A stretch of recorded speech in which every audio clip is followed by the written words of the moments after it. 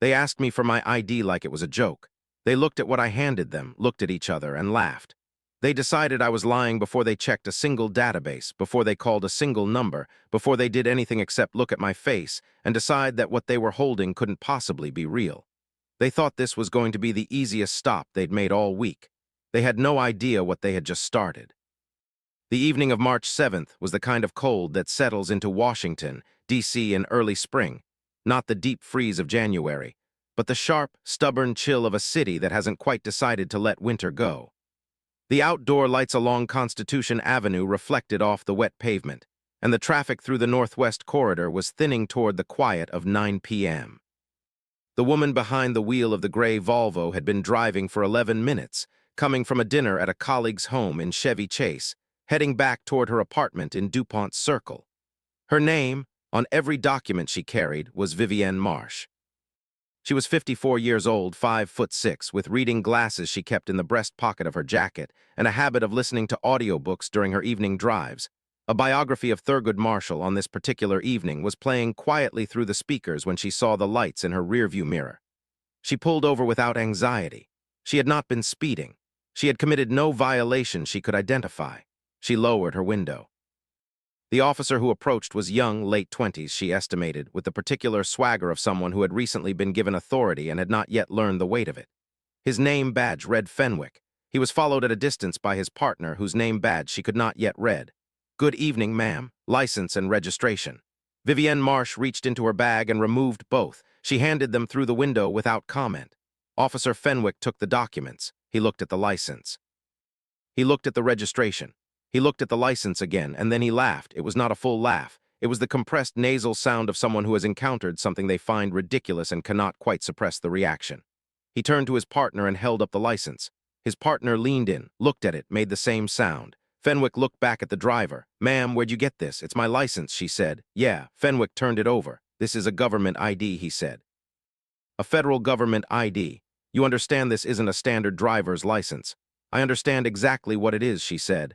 Her voice was even, practiced. "You mind telling me what agency? It says on the card." Fenwick held it up, looked at it again. The card was not a standard state-issued driver's license.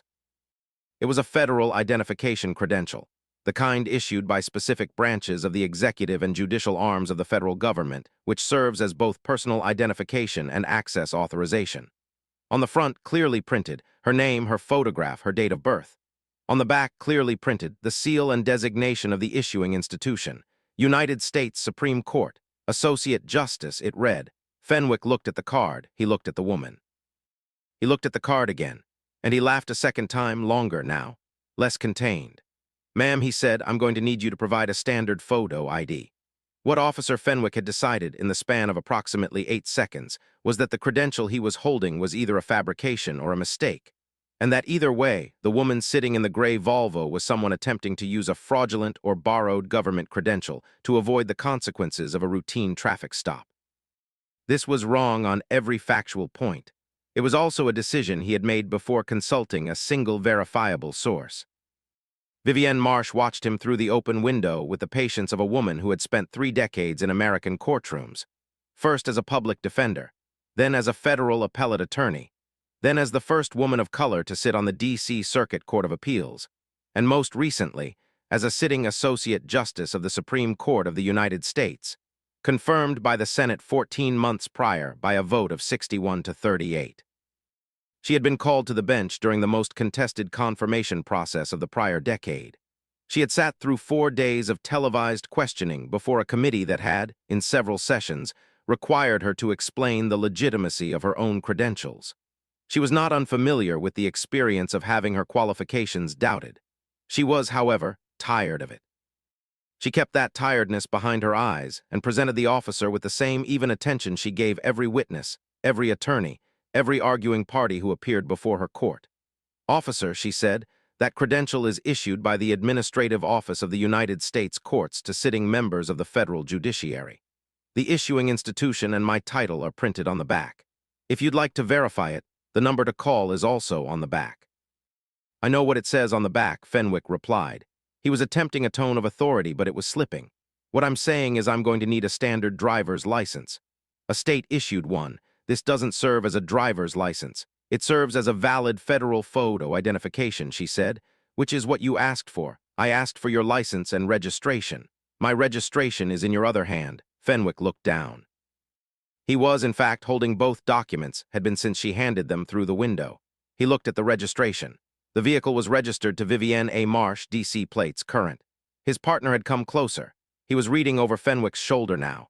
She could see from his expression that something had shifted, that the partner had looked at the back of the credential and seen the seal and was experiencing a different calculation than Fenwick was.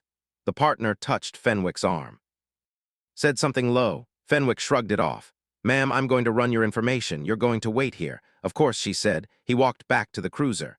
Vivienne Marsh closed her window against the cold. She turned off the audiobook. She folded her hands in her lap. She looked straight ahead through the windshield at the wet street and the far lights of the city. She had written the majority opinion in a Fourth Amendment case 3 weeks prior, a 41-page analysis of the constitutional limits of investigative stops, the standards of reasonable suspicion, and the documented national pattern of racially disparate traffic enforcement. She had written it over the course of 6 weeks, with the precision of someone who understood that every word would be parsed by every court in the country. She thought about that now, briefly. Then she stopped thinking about it and waited. Fenwick was in the cruiser for 9 minutes. His partner, still outside, stood 4 feet from the rear bumper of the Volvo with his hands in his jacket pockets, looking at the middle distance. He did not look at the vehicle. He did not approach the window. When Fenwick came back, his expression had changed. Not entirely.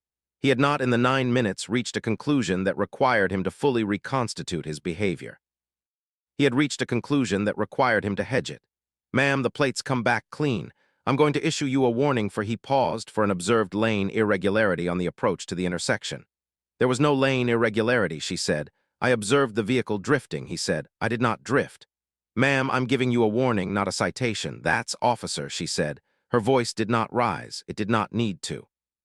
She had spent 30 years calibrating exactly how much pressure a voice required to stop a room. She used a fraction of it now. "I would like the reason for the initial stop documented correctly. If there was no traffic violation, I'd like you to say so on the record. I observed, officer." She waited. Was there a traffic violation? The silence lasted 6 seconds. "I'm going to return your documents and let you go," Fenwick said. "I'd appreciate an answer to my question first." Fenwick held out the credential and the registration. She did not immediately take them. "You laughed at my identification," she said. "You and your partner both. I'd like to know what you found funny." Fenwick's jaw tightened. He did not answer. She took the documents. She put up her window. She drove away. She drove for 3 blocks. Then she pulled over again, put the car in park, and reached for her phone. The call she placed was not to her security detail, though she had one. It was not to the Marshal of the Supreme Court, though that individual reported to her institution. It was not to any of the 12 clerks currently staffing her chambers, nor to the Chief Justice, nor to any of the 6 colleagues with whom she shared a building and a docket. It was to her husband. His name was Dr. Leonard Marsh, a cardiologist at MedStar Georgetown who was, at 9:14 on a Tuesday evening, finishing his notes from a late consultation. He answered on the second ring. She told him what had happened, concisely. Dates, times, the name on the badge, what had been said, what had been laughed at. She spoke for approximately 4 minutes. He listened without interrupting, which was one of the things she had loved about him for 27 years. Then he said, "What do you want to do?" She considered. "I want to understand if this is something he does regularly," she said. "Then find out," he said. She said good night, ended the call, and drove the remaining 11 minutes home. She did not call anyone else that evening. She did not need to. What she did when she arrived at her apartment was open her laptop and pull up the Metropolitan Police Department's publicly accessible records portal. She searched Officer Fenwick's badge number, which she had memorized in the 30 seconds it had been visible to her at the car window, because she had spent 3 decades in legal proceedings where the precise notation of facts was the difference between a winning argument and a losing one. The portal returned his public service record, 19 months on the force. District 2, Northwest Corridor, no formal commendations, no formal discipline in the public record. She noted that absence carefully. The public record showed no discipline. The public record and the internal record were not always the same document. She closed the laptop. She made one more call to the chambers of a colleague on the D.C. Circuit, a judge she had known for 11 years who had also served on the Police Review Board in an advisory capacity the prior term. She left a voicemail. She did not explain the full situation. She asked a single question: who at the Metropolitan Police Department's Office of Police Complaints is doing serious work right now? Then she went to bed. The answer came the next morning with a name and a direct number. What Vivienne Marsh did not know, in the hours immediately following the stop, was what Officer Fenwick was doing on his end. He had returned to the precinct at the end of his shift and logged the encounter with no traffic citation issued consistent with what he had told her. He had, in the log, listed the reason for the stop as an observed lane deviation. He had not noted that the driver had denied the deviation. He had not noted the credential.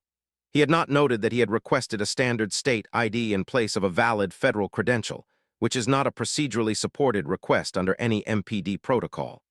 His partner, whose name badge she had eventually read as Garner, had said nothing in the log that contradicted Fenwick's account.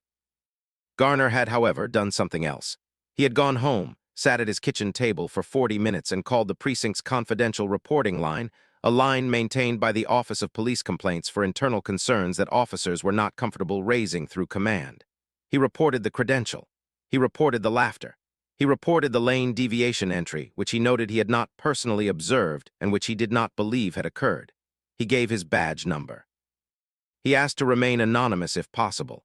The reporting line operator told him that officer-initiated reports were reviewed by the Office of Police Complaints internal liaison first, before any contact with command. Garner thanked her and ended the call. He sat at his kitchen table for another 20 minutes. He had been on the force for 14 months. He had come up through a cohort that included Fenwick, who had been his informal mentor since the academy, the older, more confident voice that told the newer officers how things worked. He had watched Fenwick run traffic stops before. He had noticed the pattern in Fenwick's selection of vehicles to approach. He had filed it away as something he did not like and did not know what to do about. Now he had done something about it. He went to bed. The Office of Police Complaints received 2 contacts about the same incident within 20 hours. One from the reporting line, anonymous and internal, and one from the civilian portal, filed by Vivienne A. Marsh at 7:48 the following morning. The civilian complaint was routed, per standard protocol, to a senior investigator. The investigator opened the file, read the complainant's name, checked the credential listed in the complaint description, cross-referenced it with the issuing institution, and sat quietly for approximately 30 seconds. Then she called her supervisor. Her supervisor called the director. The director of the Office of Police Complaints called the chief of the Metropolitan Police Department at 11:17 a.m. The chief was in a command meeting. She stepped out. The call lasted 4 minutes. When she stepped back into the meeting, her expression had changed in a way that caused every person around the table to immediately stop talking. At 2:15 that afternoon, Vivienne Marsh was in her chambers, working through certiorari petitions with one of her clerks when her desk phone rang. Her administrative assistant answered in the outer office. A pause. Then the assistant appeared in the doorway. Justice Marsh. It's the Metropolitan Police Department, Chief Alderton's office. They're asking if you have a moment. She looked at the petition in her hands, set it on the desk. I have a moment, she said. She picked up the line. Chief Eleanor Alderton was 61 years old, 26 years on the force, and had run the Metropolitan Police Department for the past 3 years with the methodical determination of someone who understood that the institution she led was only as credible as its worst interaction. She had spent the prior 2 hours reviewing Fenwick's service record, the encounter log from the previous evening, Garner's anonymous report, and a parallel document that her internal affairs lieutenant had pulled, a review of Fenwick's stop and citation record over the prior 19 months, which showed a statistical pattern that was not ambiguous. She had also, in the prior 45 minutes, received 2 calls she had not anticipated.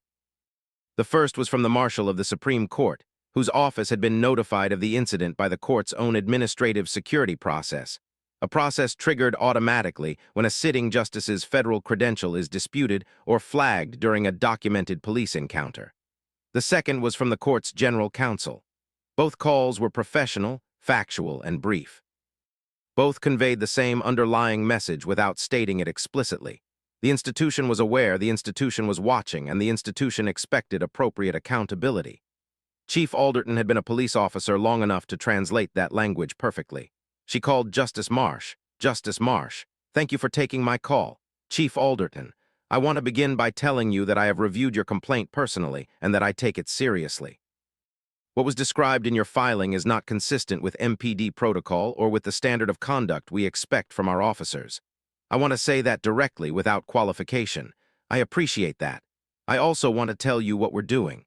A formal internal affairs investigation has been opened. Officer Fenwick has been placed on administrative reassignment, effective this morning, pending the outcome.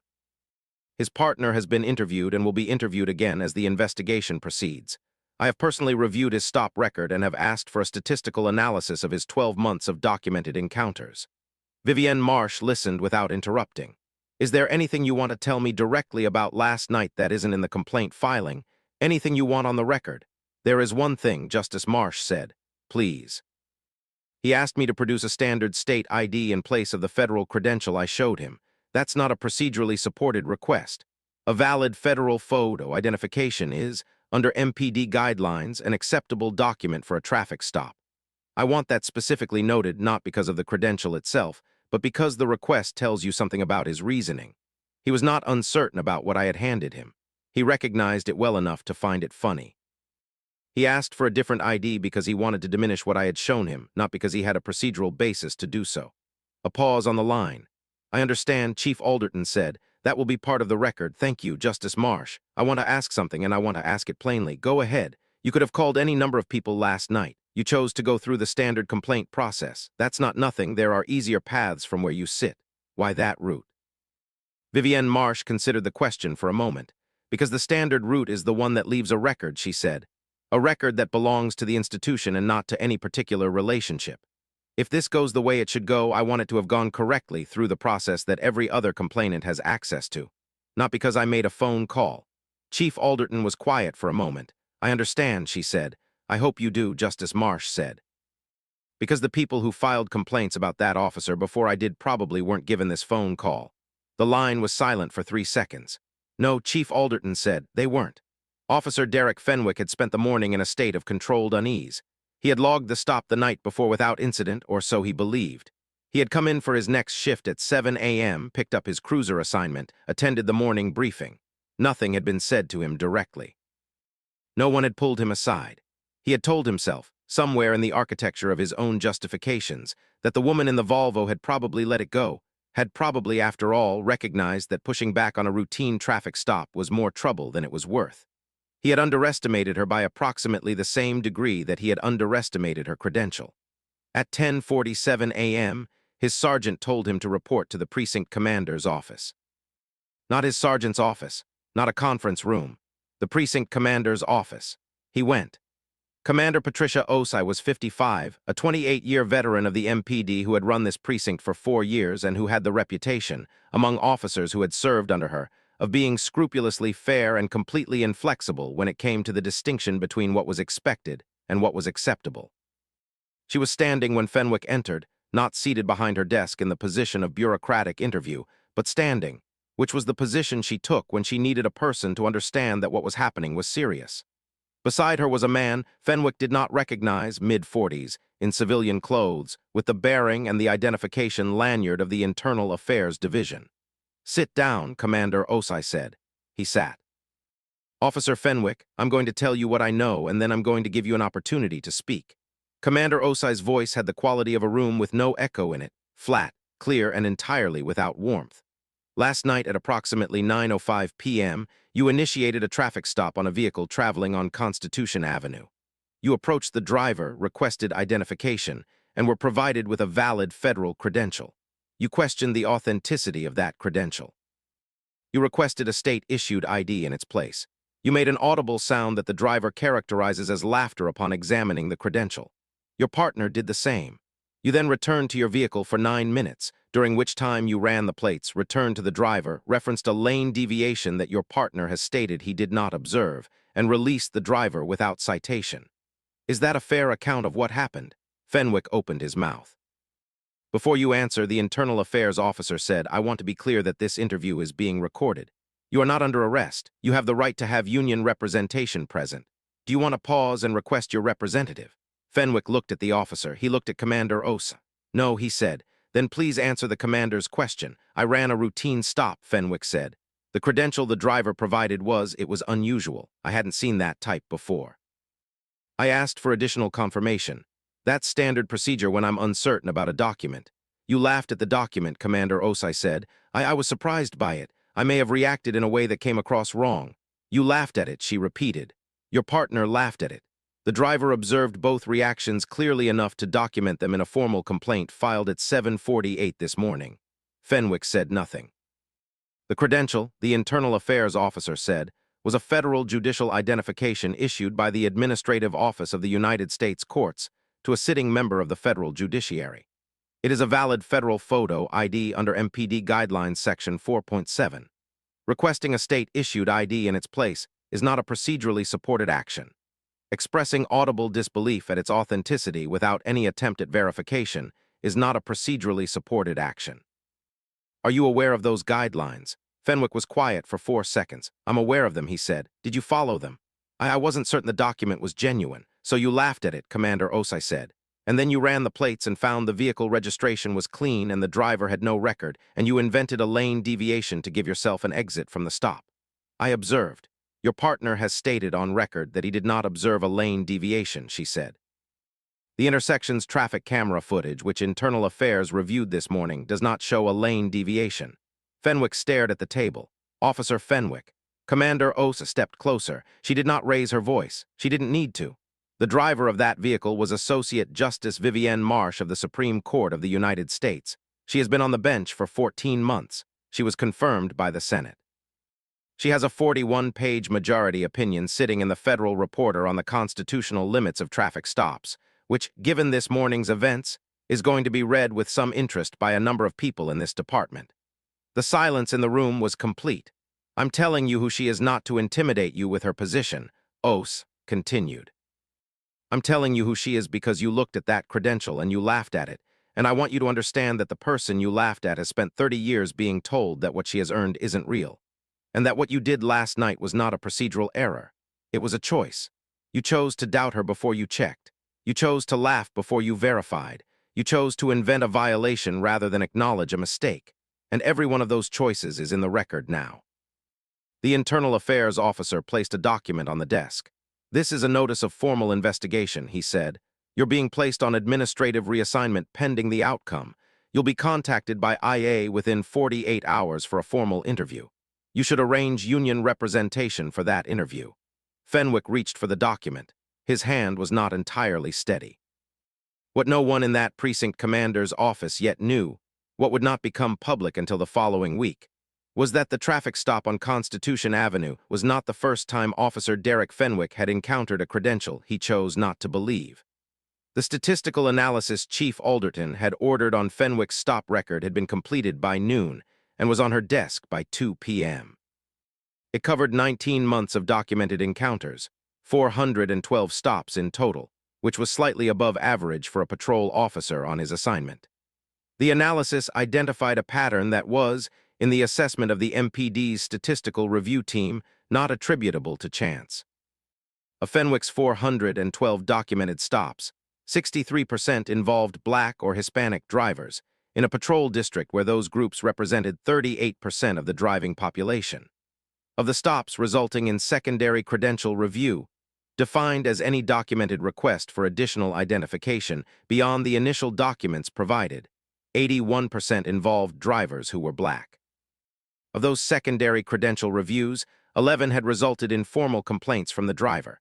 7 of those 11 complaints had been filed and closed at the unit level, not by the Office of Police Complaints, which meant they had never received independent review.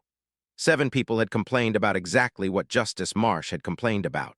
7 people had been told in various formulations that the officer's conduct had been reviewed and found within guidelines. None of those 7 people had been a sitting federal judge. None of those 7 people had had their credential verified by the issuing institution within 12 hours. Their complaint escalated to the chief of police. Their case referred to the Office of Professional Responsibility, and their description of events corroborated by an intersection camera, a partner's internal report, and the driver's own contemporaneous notes. Chief Alderton read the analysis twice. She called the director of the Office of Police Complaints. She said, "I need those 7 files on my desk today." And then she said something that the director would later describe in a formal statement as the thing that changed the direction of the entire case. She said, "I want to know if any of those 7 people were ever contacted again after their complaint was closed. I want to know if anyone apologized. And I want to know who at the unit level signed off on each closure because that person has questions to answer too." The director had the files on her desk by 4:30. None of the 7 prior complainants had been contacted after their complaints were closed. None had received an apology. All 7 closures had been signed by the same unit supervisor. This was no longer a case about one stop on a Tuesday evening. It had never been. The formal findings of the Metropolitan Police Department's internal investigation were released 61 days after the stop on Constitution Avenue. In that time, the following occurred. Officer Derek Fenwick was placed on indefinite administrative reassignment with pay pending investigation. His stop record was reviewed in full by a joint team of MPD Internal Affairs investigators and external reviewers from the Police Executive Research Forum, which had been brought in at the request of the mayor's office to ensure the appearance and substance of independence. The review identified the statistical pattern documented in the initial analysis and added 12 additional stops not previously flagged, stops where secondary credential review had been requested, but where the driver had not filed a formal complaint, and where body camera footage showed conduct consistent with the pattern. The unit supervisor who had signed the 7 closed complaints, a lieutenant named Gerard Stovall, 12 years on the force, was identified as the subject of a separate internal investigation into supervisory failure and potential interference with the complaint process. Lieutenant Stovall was placed on administrative leave 4 days after Alderton received the files. Officer Garner, who had filed the anonymous internal report on the night of the stop, was interviewed formally by Internal Affairs and provided a full account. He was given protections as an internal whistleblower. He returned to active duty with a notation in his file that would factor into his promotion consideration the following year. The 7 prior complainants were each contacted by the Office of Police Complaints. A senior investigator reached each of them personally. She told them their complaint had been inadequately reviewed, that the department was reopening the matter, and that they had the right to pursue formal remedies, including civil relief. She apologized on behalf of the institution. One of the 7, a 38-year-old school principal from Northeast D.C. who had been stopped in 2021 and whose credential review had been logged as a routine documentation discrepancy, had filed a civil rights complaint with the EEOC at the time that had also been closed without finding. Her attorney was notified that the basis for that closure had been undermined by the new findings. The mayor issued a public statement on day 31 of the investigation. It called the pattern of conduct identified in the review unacceptable, committed to structural reform of the complaint review process at the unit level, and announced a task force on equitable traffic enforcement practices. Justice Marsh issued no public statement. She declined 3 requests for comment from reporters. Her administrative assistant replied to each with the same 4 words: "The matter is proceeding." On day 58, the Office of Professional Responsibility submitted its findings to Chief Alderton. The findings recommended termination of Officer Fenwick's employment, with cause. They recommended a formal censure of Lieutenant Stovall and his separation from supervisory duties pending the outcome of his separate investigation. They recommended a structural audit of the unit-level complaint closure process across all MPD precincts, not as a punitive measure but as a systemic correction. Chief Alderton accepted the recommendations in full. She implemented them the following morning. On day 61, the day the findings were publicly released, Chief Alderton held a press conference. She was asked, toward the end, whether she had any message for Officer Fenwick. She paused for 3 seconds. "I have a message for every officer in this department," she said. "The credential doesn't determine the stop. The law does. And the law applies the same way regardless of what you think about who's holding the document. If you can't understand that distinction, you are in the wrong job." She did not take further questions. The civil rights complaint filed by the school principal, Darnell Augustine, who had been stopped, laughed at, and dismissed on a Thursday morning in April 2021, was the first of the 7 prior complaints to reach a formal legal proceeding. Her attorney, a woman named Clara Vasquez, who had been practicing civil rights law in D.C. for 18 years, had spent 2 years watching the original EEOC complaint go nowhere. When the MPD reopened the matter and the statistical analysis became part of the public record, Vasquez had the evidentiary foundation she had been missing. She filed in federal district court. The MPD, consistent with Chief Alderton's direction, did not contest the underlying facts of the stop. They contested liability in specific legal formulations, qualified immunity arguments that Vasquez had anticipated and prepared for, but did not dispute that the stop had occurred, that secondary credential review had been requested, or that the unit-level complaint closure had been procedurally flawed. The qualified immunity arguments failed at the district court level. The opinion, written by a federal judge in the D.C. Circuit, cited with what observers described as unusual directness. The majority opinion in a Fourth Amendment case decided the prior term, in which the court had addressed the constitutional limits of investigative stops and the inadequacy of generalized suspicion as a basis for credential review. The majority opinion cited was 34 pages in the relevant section. It had been authored by Associate Justice Vivienne Marsh. The federal judge's use of that opinion in a case arising from an incident in which Justice Marsh was herself, the complainant was noted by every legal commentator who covered the ruling, and noted by none of them as inappropriate, because it was not inappropriate. It was a correct application of binding precedent.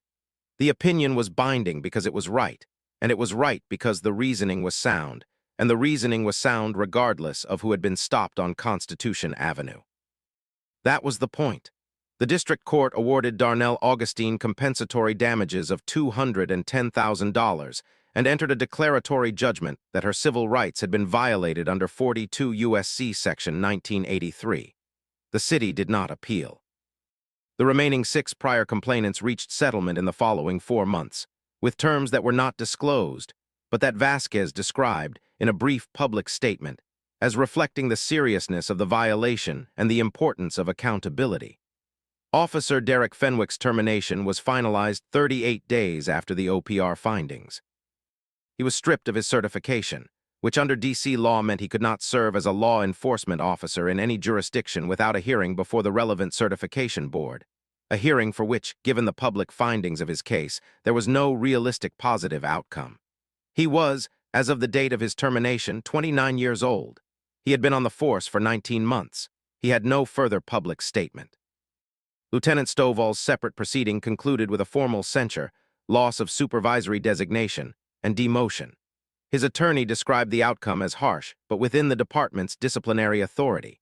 The families of the 7 prior complainants, who had followed the case, described the outcome in terms this account will leave to the imagination.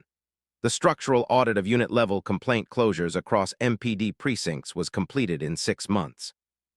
It identified 43 additional complaint closures across 7 precincts that did not meet the documentation standards required under department policy. 21 of those closures were reopened for review. New guidelines were implemented requiring any complaint closure at the unit level to be co-signed by an independent supervisor from a different unit and reviewed quarterly by the Office of Police Complaints. The guidelines were named, without fanfare, in the internal implementation document. They were called the Complaint Review Standards, Alderton Protocol. No one in the press release mentioned why that name had been chosen. Everyone who needed to know knew. 8 months after the stop on Constitution Avenue, on a Wednesday evening in November, Vivienne Marsh drove home from the court along the same route she had taken on March 7th. The city was cold in the way of early winter, a clean, direct cold without the ambiguity of autumn. The lights along the avenue reflected off pavement that was dry tonight, and the traffic was the same thin, flowing pattern it always was after 9 p.m. She was listening to the same audiobook she had paused on the night of the stop. She had not returned to it immediately. She had started 3 other books in the intervening months, finished 2 of them, and then, on a Tuesday night when she had some particular need for continuity, returned to the biography of Thurgood Marshall at the exact moment she had left off. He was in the middle of arguing Shelley v. Creamer in 1948. The argument was about the right of a family to live in a house they had purchased, about whether a covenant that said they could not live there because of their race could be enforced by a court. The argument was about whether the state could be the instrument of exclusion even when the exclusion had been designed by private parties. He had won. She listened to the biographer's account of that argument for 6 blocks. Then she turned into the garage of her building, parked, and sat in the car for a moment before she got out. She thought about Darnell Augustine, the school principal, who had spent 2 years waiting for someone to believe that what had happened to her was real. She thought about the 6 other people she had not known about until the analysis was done, who had been stopped and doubted and sent home with a closed file and no further contact.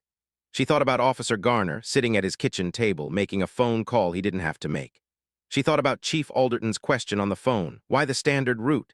Because the standard route is the one that leaves a record. The record was there now, 19 months of stops, 7 closed complaints. 11 secondary reviews, 1 statistical analysis, 1 amended complaint, 1 district court ruling, 1 body of precedent authored in a prior term that had turned out to be directly applicable to the facts of the evening in question. She got out of the car. She took the elevator to her floor. She made a cup of tea and sat at her kitchen table and read 40 pages of certiorari petitions. She went to bed at 11:15. She slept well.